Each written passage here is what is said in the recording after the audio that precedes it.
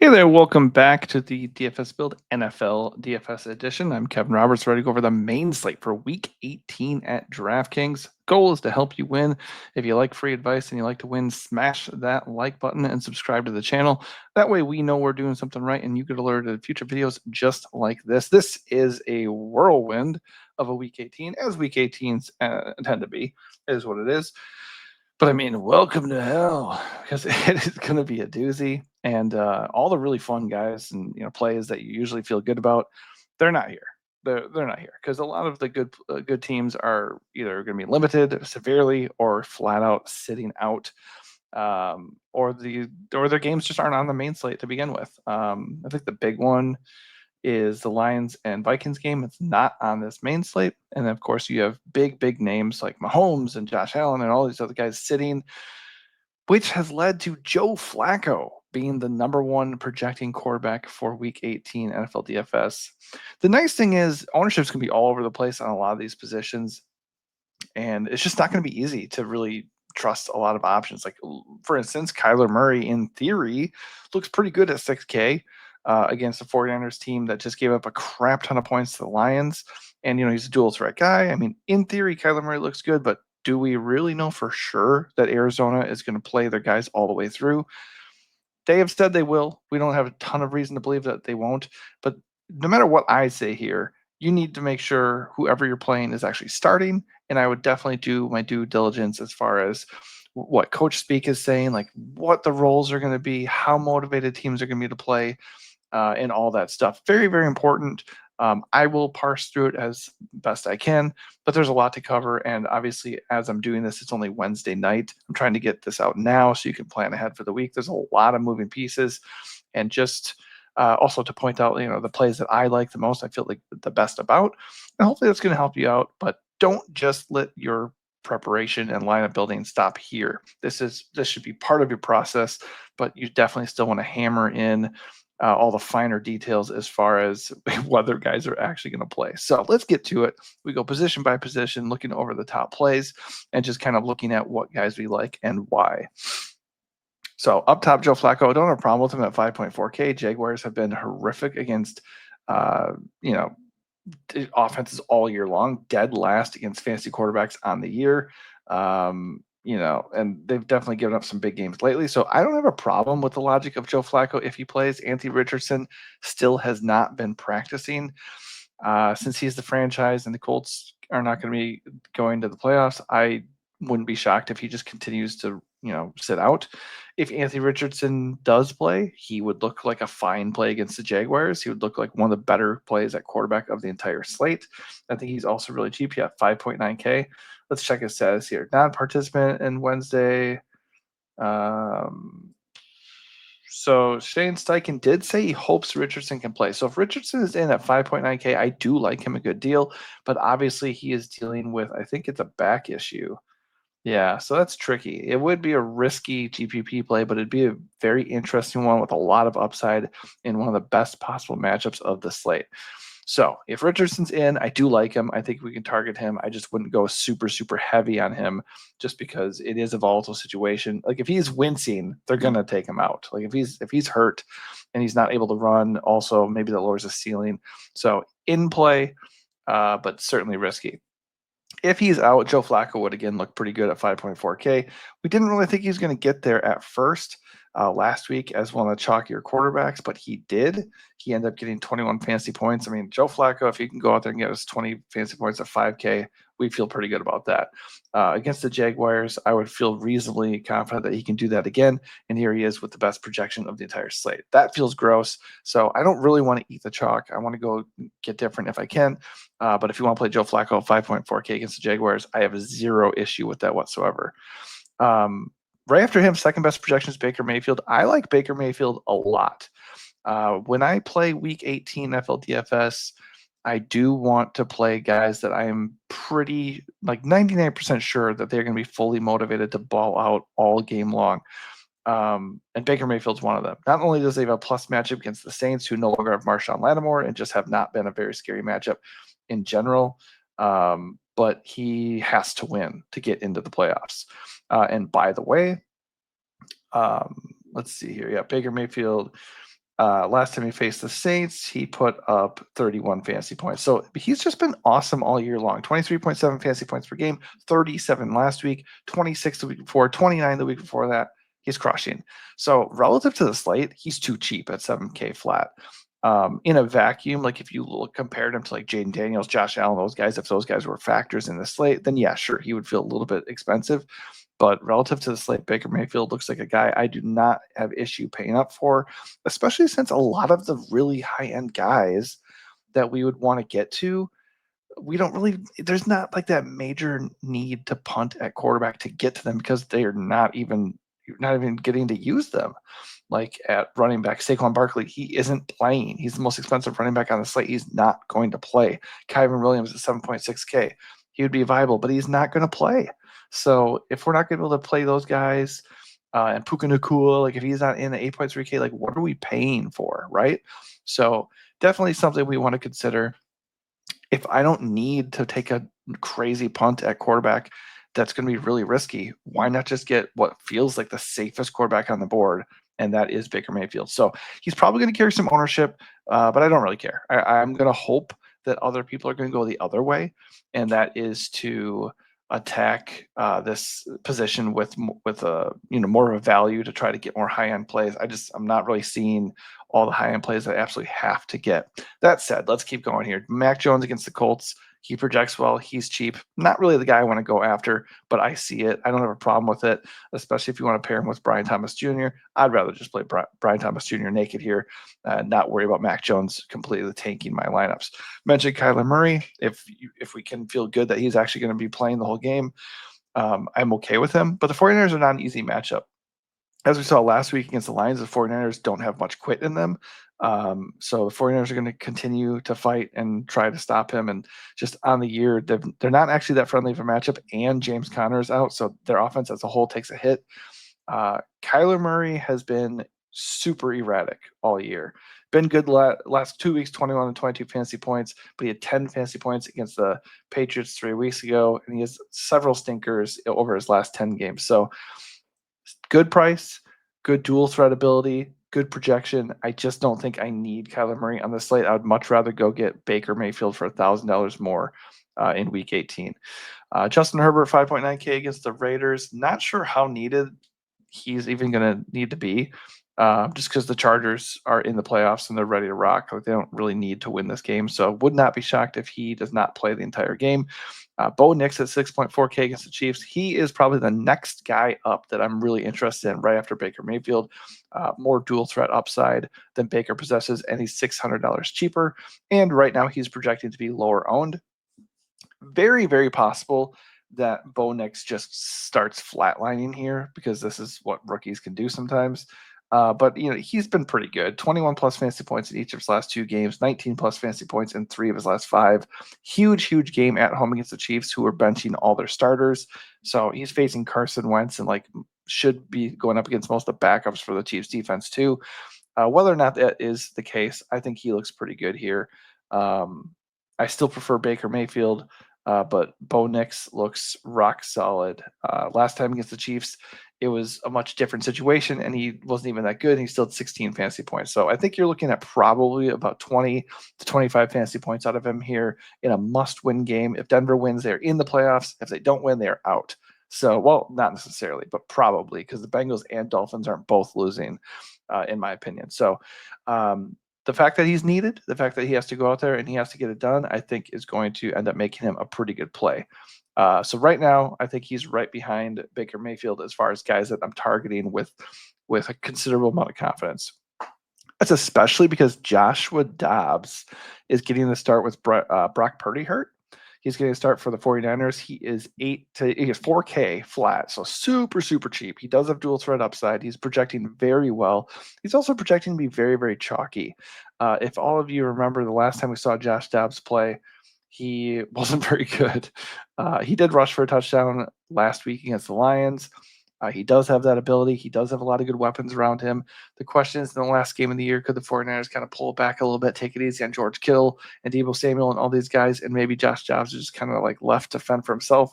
It's possible. But for me, the main thing is Josh Dobbs is not very good just to start off the conversation. But also, if he's going to be like 10% owned and going to be really, really chalky, I have no problem going and doing something different. I do like the projection on the road against Arizona. Arizona's defense is a little bit better than people give it credit for, and Josh Jacobs is not a super impressive talent. So it's just, for me, it's an ownership thing. I would much rather play a safer Baker or Bo Nix here, but I get it. If you are loving all the other guys you can go get, like maybe go get 3 stud running backs or multiple stud wide receivers, you're saving a ton of money at quarterback, no doubt about it. But if that's what a lot of the field's going to do, I'm going to go away from that. Michael Penix, Falcons must win the game against the Falcons. I'd feel a little bit better about him as opposed to Dobbs, and he's going to be had at like a fraction of the ownership. I do think I prefer Bijan Robinson if I'm targeting Atlanta. I don't really want to target Penix that much, but I do like him a little bit better than Dobbs. Aiden O'Connell keeps being like really owned and like popping every week against the Chargers. I'm not really feeling it. Don't want to do that 5.1K. Jaden Daniels at 7.8K. His projection is really low. I don't think they need to play. Let me check the NFC situation here. The Washington Commanders are in, and I think they can flip flop with the Packers. That's about it. So I would be a little bit wary of Jaden Daniels for sure. The Packers say they're going to play. They're going to go out there and try to beat the Bears. 6.1K Jordan Love. I guess you can go there. Not something I feel really excited about doing. And nobody else down here seems that fun because they don't project very well, or they're just in shaky situations. Like we're getting Mitch Trubisky, possibly Kenny Pickett, Jimmy Garoppolo. It's just gross out there. So for the most part, a quarterback, I'm looking at Baker Mayfield and I'm looking at Bo Nix. And then I do think it's okay to go down and save. If you want to go down and save, I think Michael Penix and then Josh Dobbs would be the guys I'd be looking at. I don't want to tell you Josh Dobbs shouldn't be played or is a bad play because that's not true. At 4K flat, he's dollar for dollar the best quarterback play technically of the slate. It's an ownership thing for me. For me, I'm going to go away from Dobbs, who is a risky play and a chalky play, and I'm going to play Baker Mayfield in most of my lineups instead. All right, so at running back, Bijan Robinson, who I already touched on, looks awesome against the Panthers. Panthers have been a really fun matchup for running backs all year long, dead last against fantasy running backs on the year. Bijan and the Falcons need to win. Bijan's been a monster. Like, there's really nothing to deter me from playing Bijan Robinson. 24 plus fantasy points in 2 straight games, 20 plus fantasy points in 4 of his last 5. He's just been crushing. Massive role. They are running him into the ground with Michael Penix there now. 2 touchdowns in each of his last 2 games, and the matchup is amazing. His ownership isn't high enough, just being real here. He looks great. He's a lock in my lineups right now. Bucky Irving comes in with the second best projection. He's going to be more owned. I don't really care that much. He's been so good, and the Saints are a decent matchup. I mean, they've been bottom 5 against running backs on the year, so no problem with that. And the Saints are just done. So again, and the Buccaneers have to win. The thing is, though, I am playing the Buccaneers passing game. I'm stacking the Buccaneers passing game personally. Bucky Irving is not a bad play. He's a great play, but I don't think they're going to directly necessarily correlate beautifully. They can. They've done it before. Baker and like Mike Evans, all these guys have smashed, and then Bucky Irving still gets it done. Just even last week, like I said, Baker smashed and Bucky Irving had 26 fantasy points. So he can absolutely get there. Just keep an eye out. He was limited in practice. If he, for some reason, is out, then Rachaad White would look amazing. But Bucky Irving looks really, really good. Just the fact that he's going to be owned and I'm already on the Buccaneers passing game might get me a little bit underweight on him. Devon Achane, by the way, this is one to keep an eye out for. Let me check the times of this game. Oh, yeah. So the Broncos play. Oh, they were wise to do that. I didn't notice that yet. The Broncos and the Dolphins are both vying for a playoff spot, and they both play at the same time in the second wave of the afternoon games. So that's good. That's really good because that is going to mean all the Miami guys are going to go full bore still because they'll technically have a shot at making the playoffs. So on Saturday, which by the way, I put out a 2-game Saturday DFS breakdown video. You can catch that at the end of this video or just go hit up our channel at the DFS build and you can find it there. But on Saturday, the Bengals play. If the Bengals win, then the Bengals are in if Miami and Denver lose. Um, if Denver wins, Denver's in, and Miami and Cincy are out. But Miami only needs Denver to lose, so it's good that both those games are being played at the same exact time. Ipso facto, Devon Achane looks really good at 7.2K flat against the Jets. The Jets don't really stop anybody anymore. The Jets are completely soulless and lifeless. So Achane was a major disappointment last week. Almost cost me a title in one of my dynasty leagues. But there's nothing to dislike here. I think at half the ownership of Bucky Irving, he's a very, very interesting tournament play, and you save $500. So no problem with that whatsoever. Seahawks guys, I'd be a little bit wary there just because they're out of the playoffs. We have no idea what is going on there at all. Let me just double check the situation with Kenneth Walker. I feel like he's questionable.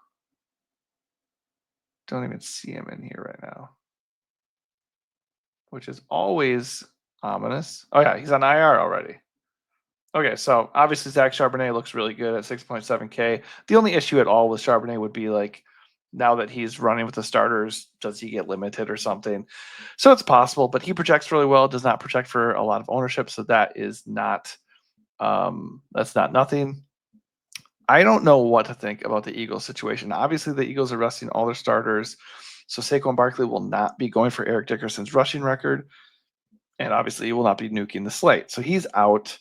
Obviously, that puts Kenneth Gainwell in the driver's seat at 5.6K. He's in play, but do we know for a fact that Will Shipley or Davis Price or any of these other guys aren't going to factor into it? Like Gainwell is not really a feature back kind of guy, so his projection is through the roof. His ownership is through the roof. So in theory, he looks good against the Giants, but I hesitate to really buy into that just because he's a tiny dude. Like he's not.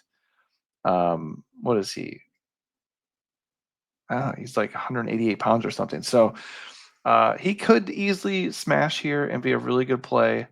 Um, and everything grades out for him for sure. I would just keep an eye on the situation, see who is active. If Will Shipley is active, he had a concussion. I think he missed the last game.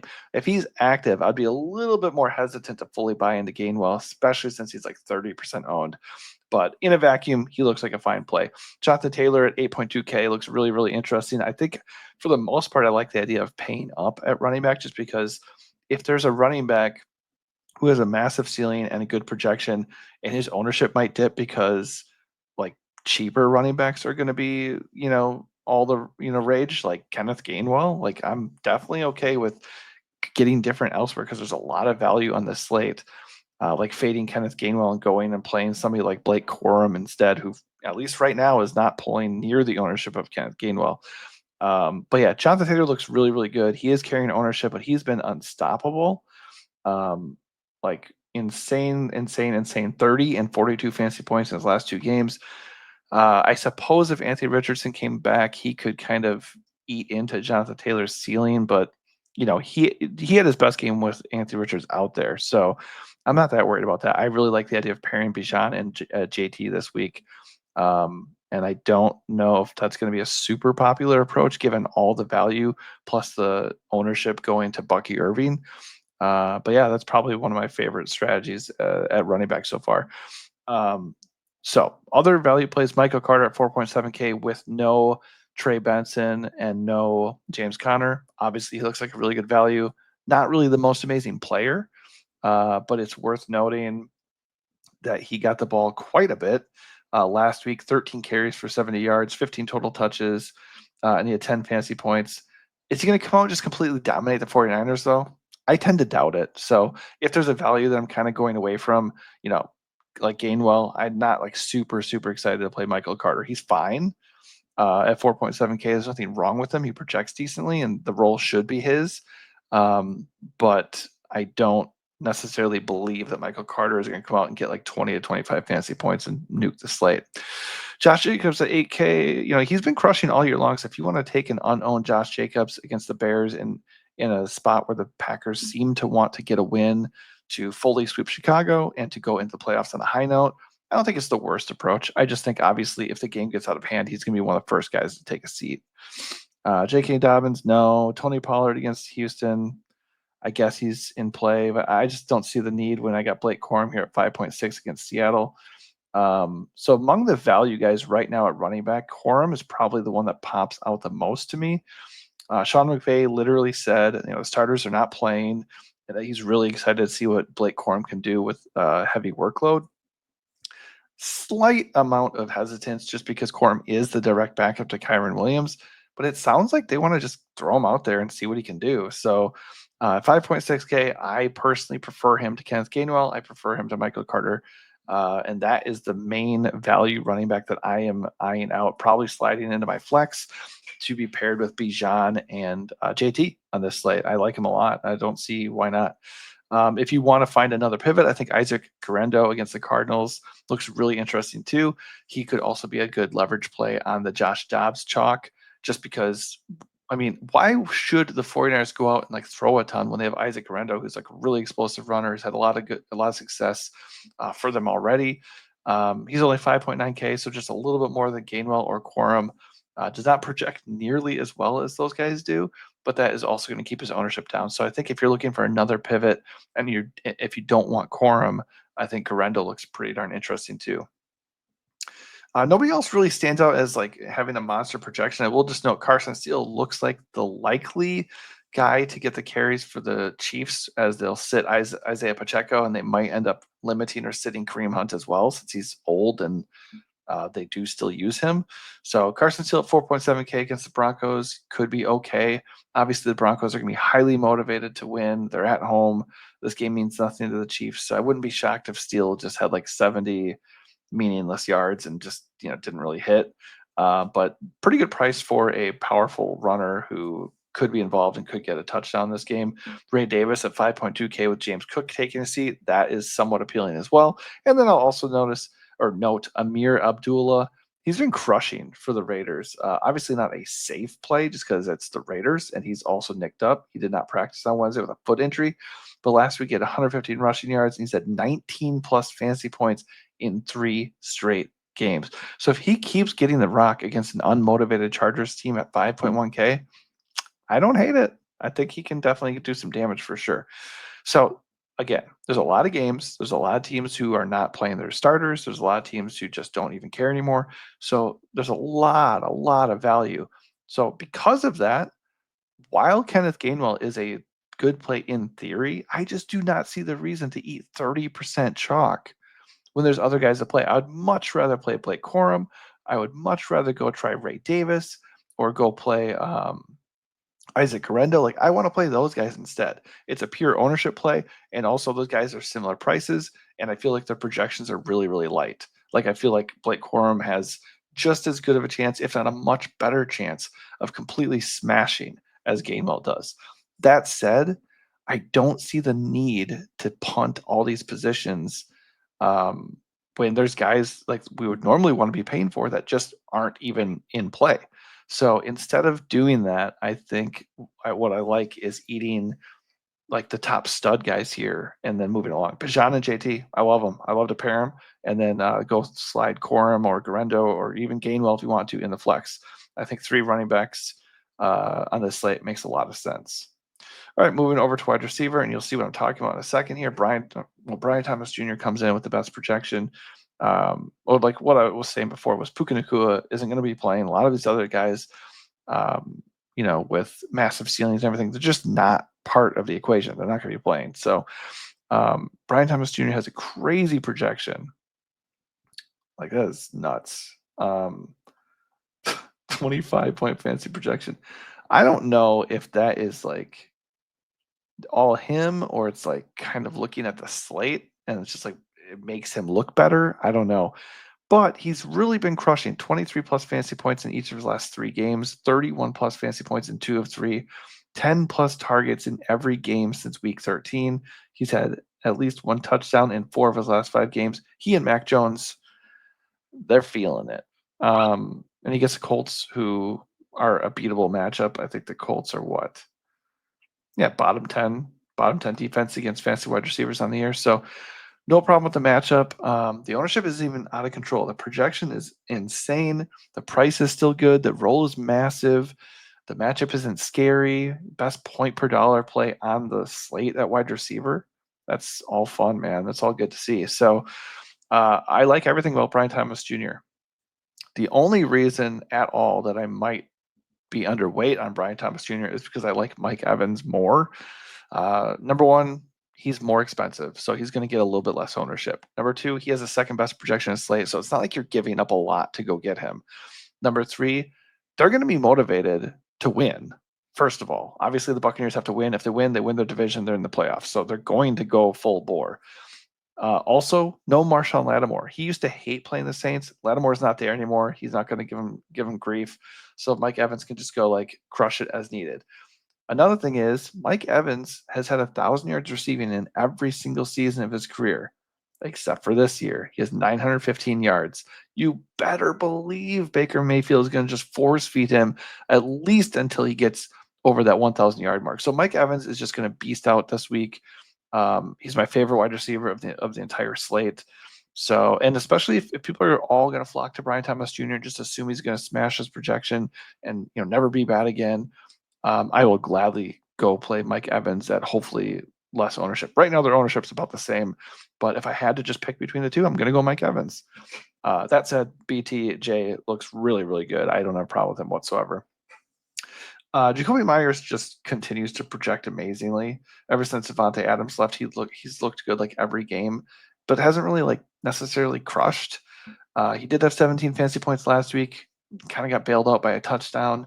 In the previous 4 weeks, he never topped 15 fantasy points. The week before that, he only had 6. It's like he projects as the third best wide receiver on the slate, but the Chargers are not like the most fun matchup, and Aiden O'Connell is not like the most reliable quarterback. So I think Jacoby's fine. Like as far as role goes in a full PPR on a full PPR slate like DraftKings, I think he's certainly in play at 5.7K. And when you're looking strictly at projections, he looks like a great point per dollar play. Do I need to force Jacoby Myers into my lineups though? No, I don't think I do. I think though at 5.7K, he looks really good. There's no doubt about it. Drake London looks awesome at 6.5K, not owned at all. So that's interesting. That could be leverage on Bijan ownership. But again, I would rather just eat the chalk with Bijan and I think Bijan's going to continue to smash. Does not mean Drake London can't smash too. I just think naturally, passing game, running game correlation doesn't always tie together. So if you're paying for Bijan to go beast out for 20 to 25 fantasy points, it's not unreasonable to expect Drake London will, probably also won't crush in the same game. That said, he did have 20 fantasy points last week, but in the previous 5 games, he's only hit that mark or higher once. So he'll be fine. He'll still get you probably 15, 18 fantasy points. But I think we probably can get that production elsewhere. Lad McConkey at 6.9K looks good, but the price is coming up a little bit. How much are the Chargers going to play? Unknown. So I think that is a little bit risky. Devontae at 7K, you just never know what Aaron Rodgers and the Jets are going to do. They were horrific last week. Previous 2 weeks, Devontae was just crushing. So he could certainly come back and just crush again. No idea what to expect there. But in that same price range, I would much rather just go play Malik Neighbors. Malik Neighbors looks amazing at 7.1K.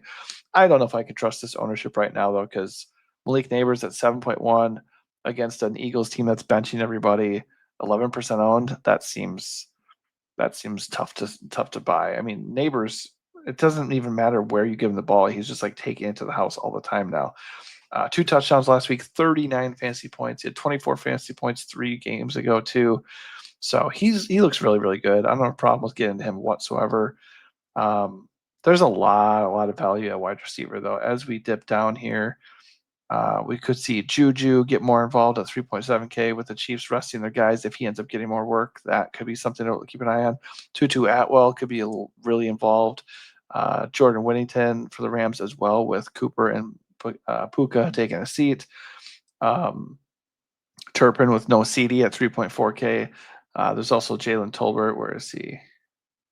Not really seeing him. These guys aren't projecting really well because they're not safe plays at all.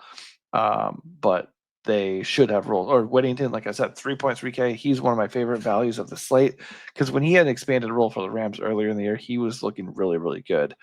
I think I would prefer him over Atwell just because he's $500 cheaper, and he's played better more recently. There's also Tyler Johnson at 3K flat. Trey Tucker is still in play at 3.8K for the Raiders. We're looking at Ricky Pearsall balled out on Monday Night Football, 4.1K. Remains to be seen if Deebo Samuel ends up being limited for this game. But Pearsall, if he's going to be stepping into a massive role, he looks like a good stacking option with Dobbs. And honestly, you can just use him by himself at 4.1K. We can look at the Eagles guys because the Eagles will not be playing Devontae Smith or AJ Brown. So Jahan Dotson at 3.5K is very interesting. Oh, well, here's Jalen Tolbert all the way down here at 4.3. So Tolbert's a lot more expensive than Turpin, so I think I prefer Turpin, but they're both in play. Who is the other guy? Yeah, Johnny Wilson for the Eagles, 3K flat. Not safe. And Aeneas Smith also. These guys are not safe. But one of these dudes, Johnny Wilson, Aeneas Smith, or Jahan Dotson, if not two of them, are going to do well. Like they're going to get production because there's nobody else there. And worth noting that it's either going to be Kenny Pickett or Tanner McKee for the Eagles under center. But I mean, they were both kind of dealing last week. So I would not be shocked whatsoever if they do find a way to get the ball out to those guys. So definitely looking at the Rams punts, mostly Whittington, and I'm definitely looking at the Eagles punts. No problem with just getting a rotation there of Johnny Wilson, Aeneas Smith, and Jahan Dotson. Just because those are the seller savers I like on this slate, just because they're not going to be owned, and there's just no way they're not going to be on the field. Like there's going to be some volume there. It all comes down to picking the right one, picking the right combination. All right, over to tight end Trey McBride. Unless the Cardinals just randomly bench everybody because their season's over. I mean, McBride's just been getting the ball like at an insane rate.